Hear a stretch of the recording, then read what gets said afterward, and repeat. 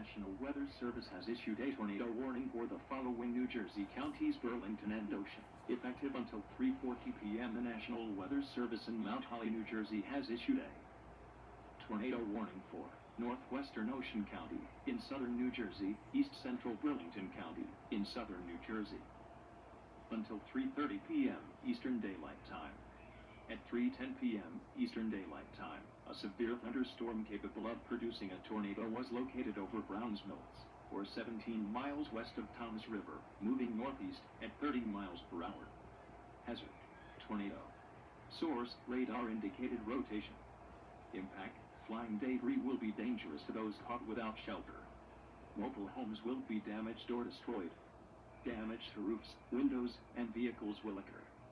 Tree damage is likely. Locations impacted include Woodruff, Browns Mills, and Country Lake Estates. Precautionary/preparedness actions. Take cover now. Move to a basement or an interior room on the lowest floor of a sturdy building. Avoid windows. If you are outdoors, in a mobile home, or in a vehicle, move to the closest substantial shelter and protect yourself from flying debris.